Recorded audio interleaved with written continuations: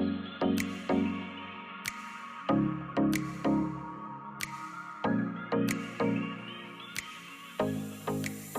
eu sou a Carol e hoje eu vou mostrar pra vocês como eu fiz esse pratinho porta-joias e esse godê usando cerâmica fria, mesmo sendo só uma iniciante. E então vamos lá?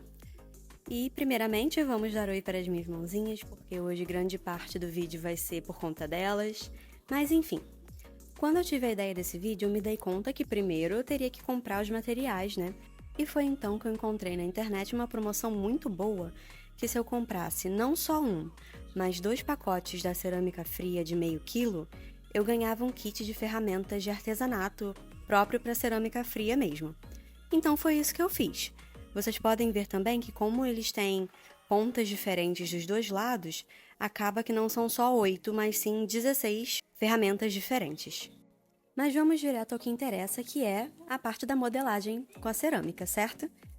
Eu comecei abrindo o pacote, porque eu nem lembrava, na verdade, como era a textura desse material, mas dá pra ver que ela é tipo uma massinha de modelar um pouco mais densa. Eu confesso que quando eu comecei a arrancar pedaço e a mexer na cerâmica fria, eu não fazia ainda a menor ideia dos objetos que eu ia fazer para esse vídeo. A única coisa que eu tinha certeza é que eu queria que fossem coisas úteis na minha vida e no meu dia a dia. Foi então que eu olhei para as minhas mãos e pensei, é melhor tirar os meus anéis para não correr o risco de danificar, nem sujar, tal. Mas enquanto eu tava tirando, eu pensei, eu não tenho um lugar específico para guardar essas bijuterias e joias que eu tenho, que eu não corro risco de perder e esquecer. E foi assim que eu tive a ideia de fazer uma daquelas bandejinhas decorativas para guardar bijuterias e joias e tal. Então, por enquanto, eu fui tirando os anéis do caminho para que eu pudesse trabalhar na minha bandejinha decorativa. Eu peguei 2 hashis desses de comida japonesa que a gente recebe quando pede comida em casa e vou usar eles para não deixar a massa ficar mais fina de um lado do que do outro enquanto eu uso esse copo para poder abrir e rolar como se fosse um rolo de massa mesmo. Então eu fui rolando aí, você vê que os palitos estão dos dois lados do copo para manter a mesma altura em toda a massa. Feito isso, eu peguei essa tampa, que é o tamanho que eu quero que a bandeja fique, e eu vi que estava muito pequeno, então eu peguei mais massa e tive que começar tudo do zero mesmo, gente, é isso. Enrolei, misturei tudo de novo e fui fazendo o mesmo processo, com os palitos dos dois lados, pegando o copo e rolando para abrir essa massa até o tamanho que eu queria. Quando eu vi que já estava num tamanho ok, já é suficiente, eu peguei uma das minhas ferramentas, essa que parece uma faquinha, e fui cortando em volta literalmente para tirar o excesso. Depois disso eu juntei esse excesso com um pouco mais de massa e fui enrolando, fazendo essa cobrinha para usar na borda da bandeja para deixá-la um pouco mais alta que o centro. Depois de eu ter um trabalhinho para descolá-la da mesa, é assim que tá ficando até agora. Mas vamos finalmente para a parte divertida. O que colocar no meio? Eu já vi gente colocando gatinhos, coração, estrela, mas eu decidi colocar uma coisa que eu acho que me representa muito bem. Um cacto.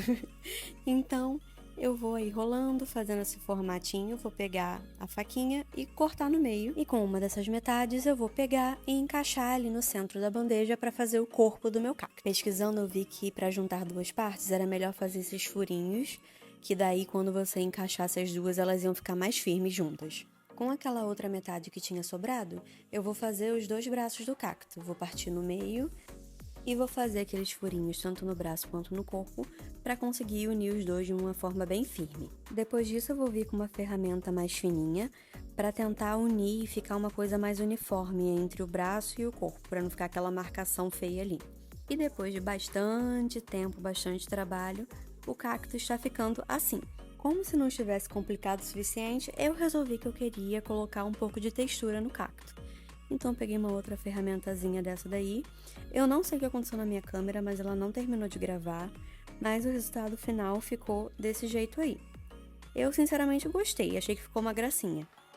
Mas agora, enquanto ele seca, vamos para o segundo projeto do dia.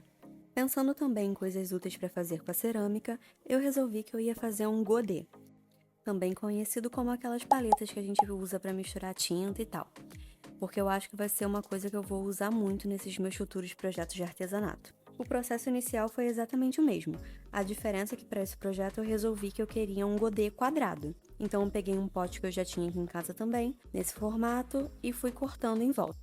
Mas agora, ao invés de fazer uma borda mais alta, eu resolvi que eu ia tentar afundar as partes que eu ia usar para fazer aqueles buracos onde mistura tinta, né? Então eu usei primeiro aquela ferramenta com uma bolinha na ponta e depois eu acabei preferindo usar meus dedos mesmo para fazer essas partes mais fundas.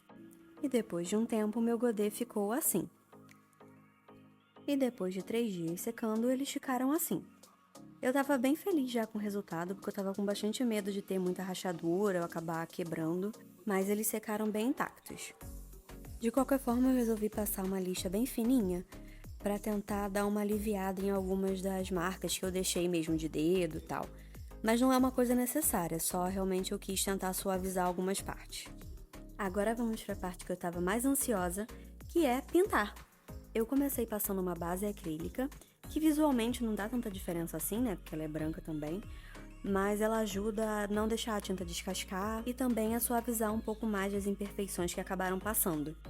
Eu passei 2 camadas dessa base nos dois e depois de deixar secar, fui direto para pintar o objeto que eu estava mais ansiosa, a bandejinha porta-joias com meu cacto. Eu não tenho uma grande variedade de tintas, eu só tenho essas daí. E também não tenho godê ainda, né? Então vou ter que improvisar um potinho na hora de misturar. Para a base da bandeja eu queria uma cor meio tijolo, assim, de barro e tal. Então vou misturar o amarelo, o vermelho e um pouquinho do branco. A cor ficou assim, mas eu achei que quando eu passasse, depois de secar, ela ia escurecer um pouquinho. Mas eu tive a impressão que aconteceu o contrário.